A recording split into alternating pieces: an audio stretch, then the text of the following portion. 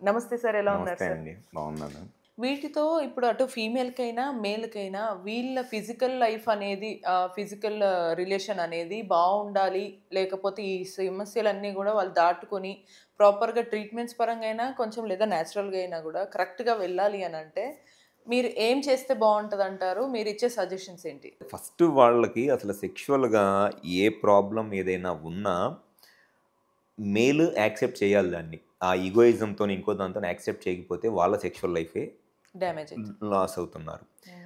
Female కూడా వాళ్ళు కొంత చొరవ తీసుకొని, ఇనిషియేషన్ తీసుకోను, వాళ్ళు కూడా వాళ్ళ సైడ్ నుంచి ఫిమేల్ సైడ్ నుంచి సెక్షువల్‌గా ఎక్కడ డిస్సాటిస్ఫై అవుతున్నారనేది హ్మ్. వాళ్ళు చెప్పాలి. చెప్తేనే హ్మ్. కదా మేల్‌కైనా తెలిసేది. అవును.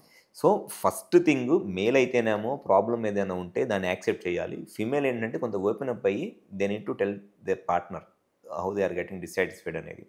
ఫస్ట్ అది అక్కడ గనక ఇనిషియేషన్ గనక వాళ్ళు తీసుకొని వన్స్ ప్రాబ్లమ్‌ని క్లియర్ చేసుకోవాలనుకుంటే సెక్షువల్‌గా ఉన్న ఏ ప్రాబ్లమ్‌నైనా సరే డెఫినిట్‌గా ట్రీట్ చేయొచ్చు. 100% ట్రీట్ చేయొచ్చు. ఓకే. అండ్ సెకండ్ వచ్చేసి దీంతో పాటు వాళ్ళ లైఫ్ స్టైల్‌ని చేంజ్ చేసుకోవాలి. హ్మ్.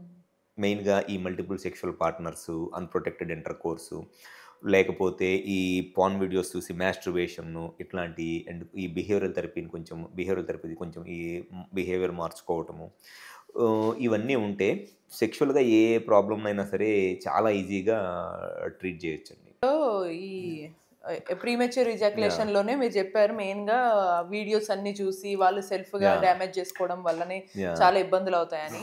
దానివల్ల ఇంకా ఎక్కువగా జరిగే అనర్థాలు ఏరుకుంటాయంటారు. జనరల్‌గా ఈ పార్న్ వీడియోస్ చూసి మాస్టర్బేషన్ చేసుకోవటం వల్ల సైకలాజికల్‌గా ఈ సెక్షువల్‌గా చానా ఇష్యూస్ వస్తాయండి. అంటే హ్మ్. అందరూ ఈ యంగ్ ఏజ్‌లో ఉన్నప్పుడు వీళ్ళు అనుకునేది ఏంటి అనంటే, హ్మ్. మాస్టర్బేషన్ అంటే హస్తప్రయోగం చేసుకోవటం వల్ల హ్మ్. పెన్నిస్ ఏమన్నా డ్యామేజ్ అయిద్దేమో, హ్మ్. నరాలు దెబ్బతింటాయేమో, లేకపోతే హ్మ్. పెన్నిస్ లోపల మజిల్ గాని, బ్లడ్ సప్లై గాని దెబ్బతింటదేమో అని అనుకుంటా ఉంటారు. హ్మ్. మాస్టర్బేషను లేదా హస్తప్రయోగం చేసుకోవటం వల్ల ఫిజికల్‌గా పెన్నిస్ ఏమీ డ్యామేజ్ అవ్వదు. హ్మ్. సైకలాజికల్‌గా చాలా ఇంపాక్ట్ ఉంటది. ఓకే. ఎంత ఇంపాక్ట్ ఉంటది అనంటే, రిపీటెడ్‌గా పార్న్ వీడియోస్ చూసి ఆ పార్న్ వీడియోస్ చూడటం వల్ల స్లోగా వాళ్ళ బ్రెయిన్ ఏమైపోయిద్దనంటే, ఆ పార్న్ వీడియోస్ చూసి ఆ పార్న్‌లో ఉన్నంత బ్యూటీనెస్ ఉంటే గాని సెక్షువల్‌గా వాళ్ళకి ఆ మైండ్ స్టిమ్యులేట్ అవ్వదు. ఓకే. అంటే అక్కడ వాళ్ళ ప్రాబ్లమ్ ఏంటి అనంటే పెన్నిస్‌లో ఏం ప్రాబ్లమ్ ఏం లేదు. హ్మ్. ఆ పార్న్ వీడియోస్ వాళ్ళకున్న ఫిజిక్ గానివ్వండి, ఆ అపియరెన్స్ గానివ్వండి, హ్మ్. హ్మ్. అంటే they are professionals. They need to maintain it అంతే. హ్మ్. ఆ హ్మ్. పార్న్ వీడియోస్‌లో ఉండే అమ్మాయిలు వాళ్ళు తప్పదు. హ్మ్. అంత అందమైన అమ్మాయిని వాళ్ళకి చూసి ఆ హ్మ్. బ్రెయిను రేపు పార్ట్నర్‌తోనో, వైఫ్‌తోనో సెక్షువల్‌గా చేస్తున్నప్పుడు వాళ్ళకి ఆ పార్ట్నరు, వైఫ్ అంత అప్పీలింగ్‌గా అనిపించదు. హ్మ్. అంటే వాళ్ళ బ్రెయిన్‌ని అంత హై లెవెల్ ఆఫ్ బ్యూటీనెస్‌కి వాళ్ళే ట్రైన్ చేస్తున్నారు. హ్మ్. సో, సైకలాజికల్‌గా చాలా ఇబ్బంది పడతా ఉంటారు. అదే. చాలామంది పేషెంట్స్ కూడా చెప్పేదదే. ఏమని చెప్తారంటే, సెక్స్ కోరికలొస్తున్నాయండి. హ్మ్. సెక్స్ చేయలేకపోతున్నానంటారు. హ్మ్. వాళ్ళని సింపుల్‌గా నేను అడిగేదేంటనంటే, మీరు పార్ట్నర్‌ను మీకు సెక్స్ చేసే అంత ఇంట్రెస్ట్ ఉంటుందా హ్మ్. అనంటే, లేదు పార్న్ వీడియోస్ చూసినప్పుడు ఎరెక్షన్ వస్తుందా అంటే, పార్న్ వీడియోస్ చూసి ఎరెక్షన్ వచ్చిద్ది వాళ్ళకి. హ్మ్. అదే వైఫ్‌తోనో, పార్ట్నర్‌తోనో సెక్స్ చేయాలంటే ఎరెక్షన్ రావట్లేదు. ఓకే. అంటే అక్కడ ప్రాబ్లమ్ ఏంటి క్లియర్‌గా అర్థమవుతుంది కదా! వాళ్ళ మైండ్ సెట్. పెన్నిస్ లోపల మజిల్‌లో ఏదైనా ప్రాబ్లమ్ ఉంటే, పార్న్ వీడియోస్ చూసినప్పుడు ఎరెక్షన్ రాకూడదు. ఇవి ఫిజికల్‌గా చూసినా సెక్స్ చేసినప్పుడు రాకూడదు. ఎరెక్షన్ రాకూడదు. కానీ పార్న్ వీడియోస్ చూసినప్పుడు, ఆ బ్లూ ఫిల్ములు చూసినప్పుడు ఎరెక్షన్ వస్తుంది. పార్ట్నర్‌తో సెక్స్ చేస్తున్నప్పుడు ఎరెక్షన్ రావట్లేదంటే పార్ట్నర్ నచ్చట్లా వాళ్ళకి. అవును. ఎందుకు అట్లా అవుతుందనంటే వాళ్ళు ఆ పార్న్ వీడియోస్ చూసి అంత బ్యూటీనెస్ ఉంటే గాని వాళ్ళకి సెక్షువల్‌గా స్టిమ్యులేషన్ రావట్లా. వాళ్ళే అంత హై లెవెల్ ఆఫ్ బ్యూటీనెస్‌ని ఆ బ్రెయిన్‌కి అలవాటు చేస్తున్నారు. అవును. అది ఫస్ట్ ప్రాబ్లము. సెకండ్ ప్రాబ్లమ్ వచ్చేసి ఆ పార్న్ వీడియోస్ చూసి మాస్టర్బేషన్ చేసుకోవటం వల్ల హ్మ్. స్లోగా పెన్నిస్‌లో ఉన్న నర్వ్స్ సెన్సిటివ్‌గా అయిపోతాయి. డ్యామేజ్ అవ్వవు. సెన్సిటివ్‌గా హ్మ్. అయిపోతాయి. ఎట్లా సెన్సిటివ్‌గా అయిపోతాయి అంటే ఆ హ్యాండ్ సెన్సేషన్ ఉంటే గాని నర్వ్ స్టిమ్యులేట్ అవ్వదు హ్మ్. ఎరెక్షన్‌కి. అంటే ఆ హ్యాండ్ స్టిమ్యులేషన్ అనేది వాళ్ళే అలవాటు చేస్తున్నారు. ఓకే. సో, ఈ హ్యాండ్‌కి ఉండే టెక్స్చరు వాళ్ళ పార్ట్నర్ వెజైనాలో ఇన్సర్ట్ చేసినప్పుడు ఉండే టెక్స్చర్ 2 డిఫరెంట్‌గా ఉంటాయి. ఓకే. ఈ హ్యాండ్ వాళ్ళు కంటిన్యూస్‌గా ఇలా స్టిమ్యులేట్ చేసుకోవటం వల్ల ఆ నర్వ్స్ అన్నీ ఆ రఫ్‌నెస్సు అది ఉంటేనే స్టిమ్యులేట్ అయ్యి హ్మ్. ఎరెక్షన్ అనేది వస్తది. ఓకే. అది సెకండ్ ప్రాబ్లము. హ్మ్. థర్డ్ వచ్చేసి తొందరగా ఎజాక్యులేట్ అవ్వాలి అని చెప్పేసి ఫాస్ట్గా మ్యాస్టర్బేషన్ చేసుకోవటం వల్ల ఆ నర్వ్ మెమరీ ఉండిపోయి ప్రీమెచ్యూర్ ఎజాక్యులేషన్ అంటే వాళ్ళే ఎజాక్యులేటరీ టైంని తగ్గిపోయేటట్లు స్టిమ్యులేట్ చేస్తున్నారు. సో ఆ ఎజాక్యులేటరీ టైము తగ్గిపోయింది. ఇక్కడ దేంట్లోనూ కూడా ఫిజికల్గా పెన్నిస్ డ్యామేజ్ అయ్యేది లేదు. పాన్ వీడియోస్ చూడటం వల్ల సైకలాజికల్గా ఆ హై లెవెల్ ఆఫ్ బ్యూటీనెస్ వల్ల సెక్షువల్గా అసలు ఫీలింగ్సే రావట్లేదు పార్ట్నర్ మీద.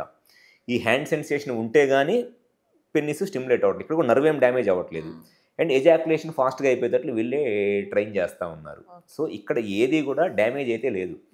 సైకలాజికల్గా వాళ్ళే బ్రెయిన్ని పెన్నిస్ని అట్లా ట్రైన్ చేస్తున్నారు కాబట్టి దానివల్ల ఆ ప్రాబ్లం వస్తుంది. సో మాస్టర్బేషన్ అనేది definitely it's not wrong. Weekly maximum once or twice, వారానికి 1 లేదా 2 సార్లు పాన్ వీడియోస్ చూడకుండా మాస్టర్బేషన్ చేసుకోవటం వల్ల ఎటువంటి నష్టము జరగదు. కానీ అందరూ చేసే మిస్టేక్ ఏంటి అని అంటే రిపీటెడ్గా రోజు 2 సార్లు 3 సార్లు ఆ పాన్ వీడియోస్ చూస్తా మాస్టర్బేషన్ చేసుకుంటా దాన్ని ఎంజాయ్ చేయడం స్టార్ట్ చేశారనుకోండి, డెఫినెట్గా నష్టం జరిగింది. కానీ వారానికి 1 లేదా 2 సార్లు మాస్టర్బేషన్ చేసుకోవడం వల్ల, అది పర్టికులర్లీ పాన్ వీడియోస్ చూడకుండా వాళ్ళకి నచ్చింది ఇమాజిన్ చేసుకుని మాస్టర్బేషన్ చేసుకోవడం వల్ల వాళ్ళకి ఇంకా ఆ ఇమాజినరీ పవర్ అనేది పెరిగిద్ది. వాళ్ళకి నచ్చింది ఇమాజిన్ చేసుకుని మాస్టర్బేషన్ చేసుకోవడం వల్ల దానివల్ల ఎటువంటి ప్రాబ్లము ఏమీ రాదు. అండ్ సెకండ్ వచ్చేసి, ఎక్కువ రోజులు మాస్టర్బేషన్ చేసుకోకుండానో లేకపోతే సెమెన్ ఫిజికల్గా సెక్స్లో కలిసినప్పుడు లేదా కలవకుండా సెమెన్ అవుట్ అవ్వకుండా ఎక్కువ రోజులు సెమెన్ అవుట్ అవ్వకుండా ఉంటే స్లోగా సెమెన్లో ఇన్ఫెక్షన్స్ వస్తాయి, టెస్టిస్లో ఇన్ఫెక్షన్స్ వస్తాయి, ప్రోస్టేట్ సెమినల్ వెసికల్స్ ఇన్ఫెక్షన్స్ వస్తాయి. సో ఎక్కువ రోజులు సెమెన్ అవుట్ అవ్వకపోయినా ఇన్ఫెక్షన్ వస్తుంది. కొన్నిసార్లు అట్లాంటి ఇన్ఫెక్షన్స్కి ట్రీట్మెంట్ లేదా సొల్యూషన్ ఏంటంటే ఫ్రీక్వెంట్ మాస్టర్బేషన్ కూడా, weekly once or twice masturbation కూడా. సో అసలు పూర్తిగా చేసుకోకపోయినా ప్రాబ్లం వస్తుంది, ఇన్ఫెక్షన్స్ వచ్చి స్పర్మ్ కౌంట్ తగ్గిపోయింది, ఇట్లాంటి ఇష్యూస్ వస్తాయి. సో హెల్దీ లైఫ్ స్టైల్లో లేకపోతే హెల్దీ ప్రాక్టీస్ ఏంటి అని అంటే weekly once or twice without watching pan masturbation స్లోగా చేసుకోవటం వల్ల ఎటువంటి ప్రాబ్లము రాదు. కానీ అందరూ చేసే మిస్టేక్ ఏంటి అని అంటే కంటిన్యూస్గా పాన్ వీడియోస్ చూస్తా, గంటలు పాన్ వీడియోస్ చూసుకుంటా, ఫాస్ట్గా ఎజాక్యులేషన్ అవ్వాలి అని చెప్పి మాస్టర్బేషన్ చేసుకుంటా. పెద్ద మిస్టేక్ ఒక రకంగా. సార్ ఇందులో మిస్టేక్స్ చెప్పారు, బట్ స్టిల్ చాలామంది మేల్కి మైండ్లో ఈ పర్టికులర్ ఫిజికల్ ఇంటిమసీకి సంబంధించి లైఫ్లో వాళ్ళకి ఎక్కువగా ఉండే అపోహలు, డౌట్స్ ఇవన్నీ ఉండి కొంతమంది బయటకు చెప్తారు, చెప్పలేరు. ఎక్కువగా ఉండే కామన్ ఇష్యూస్ ఏంటి, వాటిని వాళ్ళు ఎలా అడ్రస్ చేసుకొని ఒక సొల్యూషన్కి రావచ్చు అంటారు? చాలామంది మేల్స్కి పర్టికులర్గా 30 years ఏజ్ గ్రూపు లేదా జస్ట్ గెట్టింగ్ మ్యారీడ్ అనుకునేటప్పుడు ఉండే ఒక కామన్ డౌట్ అపోహ ఏంటి అని అంటే పెన్నిస్ సైజు చిన్నగా ఉంది. పెన్నిస్ సైజ్ చిన్నగా ఉండటం వల్ల రేపు మ్యారేజ్ అయితే సైజ్ చిన్నగా ఉంది కాబట్టి పార్ట్నర్ సాటిస్ఫై అయిద్దో లేదో, సెక్స్ చేయగలనో లేదో, ఒకవేళ పార్ట్నర్ కనుక సాటిస్ఫై అవ్వకపోతే రేపు మళ్ళీ ఫ్యూచర్లో సెక్షువల్గా అదే ఏమన్నా ఇష్యూస్ ఏమన్నా వస్తాయేమో అనేది చాలామందికి ఉండే కామన్ డౌట్ పెన్నిస్ సైజ్ గురించి. అంటే వాళ్ళకు ఉండే అపోహ ఏంటి అని అంటే పార్ట్నర్ సాటిస్ఫాక్షను లేకపోతే వైఫ్ సాటిస్ఫాక్షను సెక్షువల్గా పెన్నిస్ సైజు ఎంత పెద్దగా ఉండి ఎంత లావుగా ఉంటే అంత ఎక్కువ సాటిస్ఫై అవుతారు అనేది వాళ్ళు అనుకుంటారు. అది వాళ్ళు దేనికి అనుకుంటారంటే అది కూడా పాన్ వీడియోస్ చూడటం వల్లే. ఆ పాన్ వీడియోస్లో వాళ్ళు చూసి వాళ్ళకి ఉన్న జెనెటిక్స్ వల్ల కానివ్వండి, వాళ్ళ ఎథెనిసిటీ వల్ల కానివ్వండి, వాళ్ళకి ఆ సైజు ఉంటుంది. అందరికీ ఆ సైజు ఉండాలనే రూల్ ఏం లేదు. పెన్నిస్ సైజ్ అనేది అసలు సెక్షువల్గా పార్ట్నర్ సాటిస్ఫాక్షన్కి ఇర్రెలవెంట్. ఎప్పుడు కూడా ఫిమేల్స్కి సెక్స్లో సాటిస్ఫాక్షను పెన్నిస్ సైజుతో అంటే లావుతోనో పొడుగుతోనో రాదు.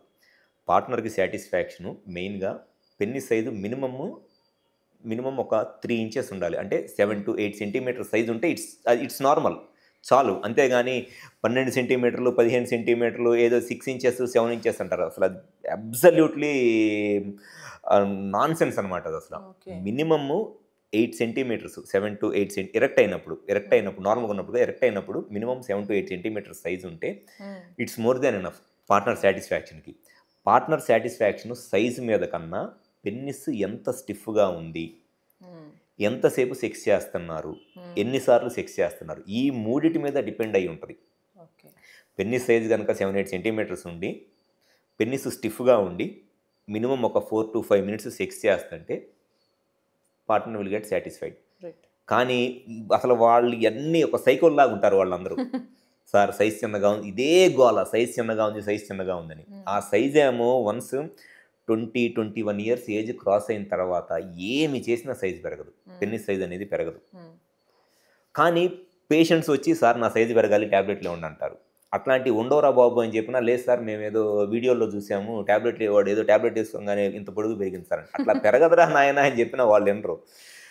సేమ్ ఇందాక చెప్పిందే, వాళ్ళకి ఏంటంటే నిజం అవసరం లేదు, వాడికి నచ్చింది చెప్పి వాడితో 1 సంవత్సరం ట్యాబ్లెట్లు వాడిచ్చాను అనుకోండి, అప్పుడు డబ్బులు వస్తాయి నాకు. కానీ వాడికి అది పెరగదురా నాయన అని చెబితే వినరు. ఎందుకనంటే పెన్నిస్ సైజ్ అంతా కూడా టెస్టోస్టెరాన్ హార్మోన్ మీద డిపెండ్ అయి ఉంటుంది. టెస్టోస్టెరాన్ హార్మోన్ జనరల్గా సైజు ఎట్లా ఇంపాక్ట్ చేస్తుందంటే, ఒక 10 to 12 ఇయర్స్ ఏజ్ అప్పుడు మగవాళ్ళలో టెస్టోస్టెరాన్ హార్మోన్ చాలా ఎక్కువ వస్తుంది. సేమ్ ఫిమేల్స్ ఎట్లాగైతే ఆ 10 to 14 ఇయర్స్ అప్పుడు మెచ్యూర్ అవుతారో, మెనార్కీ అనేది స్టార్ట్ అయితే మెచ్యూర్ అవుతారో, సేమ్ మేల్స్లో కూడా ఆ 10 to 12 ఇయర్స్లో టెస్టోస్టెరాన్ హార్మోన్ బాగా ఎక్కువగా వస్తుంది. ఆ టెస్టోస్టెరాన్ హార్మోన్ ఎక్కువ రావడం వల్ల ఆ ఏజ్లో పెన్నిస్ సైజ్ అనేది పెరిగిద్ది. దాని తర్వాత మళ్ళీ 18-19 ఇయర్స్ ఏజ్ అప్పుడు ఇంకోసారి టెస్టోస్టెరాన్ హార్మోన్ బాగా ఎక్కువగా వస్తుంది, అప్పుడు ఇంకోసారి సైజ్ పెరిగింది. ఈ 10 to 12 ఇయర్స్ ఏజ్ వచ్చినప్పుడేమో ఈ సైజ్ పెరిగిద్ది. అంటే కామన్గా అర్థమయ్యేటట్లు చెప్పాలంటే, సేమ్ ఫిమేల్స్ ఎట్లాగైతే మెనార్కీ లేదా మెచ్యూర్ అయ్యి వాళ్ళకి ఆ మెన్సెస్ అనేది స్టార్ట్ అయ్యిద్దు, సేమ్ అదే ఏజ్లో మేల్స్కి పెన్నిస్ సైజ్ అనేది పెరిగిద్ది.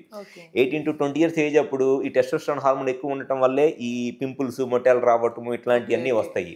ఆ టైంలో ఇంకోసారి టెస్టోస్టెరాన్ హార్మోన్ వచ్చింది కాబట్టి అప్పుడు ఇంకోసారి సైజ్ పెరిగిద్ది. దాని తర్వాత ఇంకా టెస్టోస్టెరాన్ హార్మోన్ పీక్స్ అనేది రాదు, స్టడీ లెవెల్లో ఉంటుంది. ఈ 2 times peaks testosterone hormone peaks వచ్చినప్పుడు ఏమైందనంటే, ఆ పీక్ టెస్టోస్టెరాన్ హార్మోన్ వల్ల పెన్నిస్లో ఉండే టెస్టోస్టెరాన్ రిసెప్టార్స్ బ్లాక్ అయిపోతాయి. అండ్ ఇంకా ఫర్దర్గా వీళ్ళు బయట నుంచి టెస్టోస్టెరాన్ ఇంజెక్షన్ తీసుకున్నా ఆ ఇంజెక్షన్ రిసీవ్ చేసుకోవడానికి పెన్నిస్లో రిసెప్టార్స్ ఉండవు, రిసెప్టార్స్ బ్లాక్ అయిపోతాయి కాబట్టి సైజ్ పెరగదు. వీళ్ళకి టీవీలో చెప్పేవాళ్ళు ఏం చెప్తారు, టెస్టోస్టెరాన్ హార్మోన్ ఉంటే సైజ్ పెరిగిద్ది అంటారు. టెస్టోస్టెరాన్ హార్మోన్ ఉంటే సైజ్ పెరిగిద్ది ఏ ఏజ్లో, 18-19 ఇయర్స్ ఏజ్ లోపల. 20 ఇయర్స్ ఏజ్ తర్వాత నువ్వు ఇంజెక్షన్ తీసుకున్న రిసెప్టార్స్ లేవు పెన్నిస్లో, రిసెప్టార్స్ బ్లాక్ అయిపోతాయి. వాళ్ళు వచ్చి సార్ ఆ వీడియోలో వాడు టెస్టోస్టెరాన్ తీసుకుంటే వస్తుండే, అరే నీకు నష్టం జరిగింది. 18 ఇయర్స్ తర్వాత టెస్టోస్టెరాన్ హార్మోన్ తీసుకుంటే పెన్నిస్ సైజ్ పెరగదు, స్పెర్మ్ కౌంట్ 0 అయ్యింది. సరే, ఇన్ఫెక్షన్స్ అన్నారు కదా సమస్యల్లో, ఇప్పుడు మెయిన్ కాజెస్లో ఇన్ఫెక్షన్స్ అనేవి అసలు ఎన్ని రకాలు ఉంటాయి? జనరల్గా ఎవరికైనా సరే సెక్షువల్గా వచ్చే infections most common bacterial infections ఏనండి. నెక్స్ట్ కామన్ వచ్చేసి వైరల్ అండ్ ఫంగల్ ఇన్ఫెక్షన్స్. ఎక్కువ మందిలో బ్యాక్టీరియల్ ఇన్ఫెక్షన్సే వస్తాయి. అండ్ ఈ ఇన్ఫెక్షన్స్ రావడానికి రీజన్ అయితే మట్టుకి మెయిన్గా ఈ పెన్నిస్ పైన ఉన్న ఫోర్ స్కిన్ టైట్గా ఉండి హైజీన్ మెయింటైన్ చేయకపోవటము, మల్టిపుల్ సెక్షువల్ పార్ట్నర్స్, లేదా డయాబెటీస్, అంటే ఎవరిలో అయితే ఈ షుగర్ బాగా ఎక్కువగా ఉండి షుగర్ కంట్రోల్లో ఉండదు వాళ్ళకు కూడా ఈ స్కిన్ అంతా బాగా డ్యామేజ్ అయిపోయి క్రాక్స్ వచ్చి దానివల్ల ఇన్ఫెక్షన్స్ వస్తాయి. సో ఈ ఇన్ఫెక్షన్స్ అన్నీ ఏమవుతాయి అనంటే, ఈ టిప్ దగ్గర స్టార్ట్ అయ్యి కంట్రోల్లో లేకపోతే ఇన్ఫెక్షన్స్ స్లోగా టెస్టిస్కి, ప్రోస్టేట్కి, సెమినల్ వెసికిల్స్కి స్ప్రెడ్ అవుతాయి. సో ఇన్ఫెక్షన్స్ కనుక టెస్టిస్ కానీ, ప్రోస్టేట్ కానీ, సెమినల్ వెసికిల్స్కి కానీ స్ప్రెడ్ అయినాయి అనుకోండి, ప్రీమెచ్యూర్ ఎజాకులేషన్ ప్రాబ్లం వస్తుంది. ఎజాకులేట్ అయిన తర్వాత పెయిన్ వచ్చేస్తుంది, కొంతమందికి సెక్షువల్గా పెయిన్ వస్తుంది. అండ్ కొంతమందిలో ఈ స్పర్మ్ కౌంటు, మొటిలిటీ తగ్గిపోయి ఈ పిల్లలు పుట్టడానికి ఇబ్బంది అయింది. అండ్ కొంతమందిలో క్రానిక్ ఎపిడైడమైటిస్ లేదా క్రానిక్ ఎపిడైడమ్ ఆర్కైటిస్ అంటారు, అంటే టెస్టిస్కి ఇన్ఫెక్షన్ వచ్చి ఇన్ఫెక్షన్ తగ్గిపోయింది, టెస్టిస్లో ఉండే ఇన్ఫెక్షన్ తగ్గిపోయింది, కానీ ఆ ఇన్ఫెక్షన్ క్రియేట్ చేసిన డ్యామేజ్ అంతే ఉండిపోయింది టెస్టిస్లో. లేదా క్రానిక్ ప్రోస్టైటిస్ అంటారు, అంటే టెస్టిస్కి కానీ ప్రోస్టేట్కి కానీ ఇన్ఫెక్షన్ వచ్చిందనుకోండి, యాంటీబయాటిక్స్ వాడుకుంటే చాలామందిలో ఇన్ఫెక్షన్ తగ్గిపోయింది, కానీ ఇన్ఫెక్షన్ క్రియేట్ చేసిన డ్యామేజ్ అనేది అంతే ఉండిపోయి కంటిన్యూస్గా వాళ్ళకి టెస్టిస్లో ఏదో బరువుగా ఉన్నట్లు, అనీజీగా ఉన్నట్లు, ఆ పెల్విక్ రీజియన్లో కొంత అనీజీగాను, డిస్కంఫర్ట్గా, కాన్సన్ట్రేషన్ అంతా అటు సైడే వెళ్ళిపోతా అట్లా ఉంటుంది. ఈ డిస్కంఫర్ట్ ఇట్లాంటివి ఉన్న వాళ్ళకి ఏ ట్రీట్మెంట్ తీసుకున్నా కూడా మళ్ళీ తగ్గదు. వాళ్ళకున్న బెస్ట్ ట్రీట్మెంట్ ఆప్షన్ ఏంటి అని అంటే extra corporal shock wave therapy లేదా ఈఎస్డబ్ల్యూ ట్రీట్మెంట్ అంటారు. ఈఎస్డబ్ల్యూ ట్రీట్మెంట్ తీసుకున్నప్పుడు ఖచ్చితంగా బాగా రిలీఫ్ వస్తుంది. అండ్ యాంటీబయాటిక్స్ అక్కడ పనిచేయవు, ఎందుకంటే అక్కడ యాక్టివ్ ఇన్ఫెక్షన్ లేదు.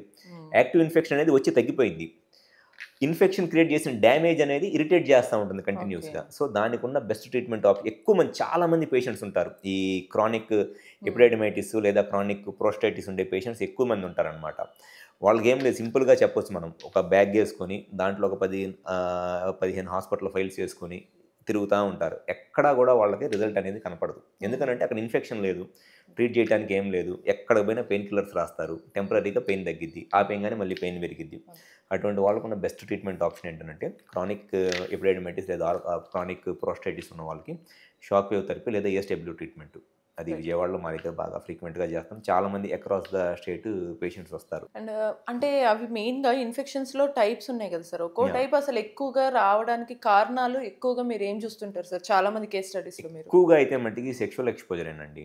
ఎక్కువగా ఉండే ఇన్ఫెక్షన్స్ అయితే మట్టికి సెక్షువల్ ఎక్స్పోజరు. అండ్ సెకండ్ వచ్చేసి డయాబెటీస్, ఓకే. Sugar problem. ఎక్కువగా ఈ 2 ఇష్యూసే ఉంటాయి.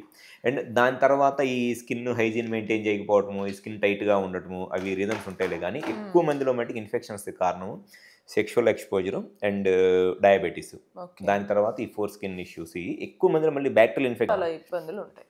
అండ్ మరి దీనికి ఏమన్నా ట్రీట్మెంట్స్ కూడా సేమ్ పద్ధతులు ఎలా ఉంటాయి సార్? ఏమేమి ట్రీట్మెంట్స్ ఇస్తారు? దీనికైతే ఫస్ట్ అసలు ఈ ఇన్ఫెక్షన్ ఏముంది, అది బ్యాక్టీరియల్ ఇన్ఫెక్షనా, వైరల్ ఇన్ఫెక్షనా లేదా ఫంగల్ ఇన్ఫెక్షనా అనేది చెక్ చేసుకొని సింపుల్ యాంటీబయాటిక్స్ వాడితే తగ్గిపోయిద్దండి infection. Most of the times మీరు తగ్గిపోయింది. అన్నారు ఇందాక ప్రీమెచ్యూర్ ఎజాకులేషన్‌కి సంబంధించి కూడా కొన్ని కాజెస్ అదే వస్తున్నాయి. ప్రీమెచ్యూర్ ఎజాకులేషన్‌కి ఒకవేళ ఈ ఫోర్ స్కిన్ వల్ల ఇన్ఫెక్షన్స్ అట్లా ఉందనుకోండి, దానికున్న బెస్ట్ ఆప్షన్ ఏంటి అని అంటే సర్కంసిషన్, సుంతి అంటారు కదా, ముస్లిమ్స్ చేపించుకుంటారు. సో ఆ సుంతి చేపించుకోవడం అనమాట. ఓకే. ఆ సుంతి చేపించుకుంటే ఈ స్కిన్ అనేది ఉండదు కాబట్టి మోస్ట్లీ ఇన్ఫెక్షన్స్ అనేది, ఎందుకంటే కామన్ రీజన్ చాలా మందిలో ఇన్ఫెక్షన్స్ రావడానికి ఆ పైన ఉన్న ఫోర్ స్కిన్నే రీజన్.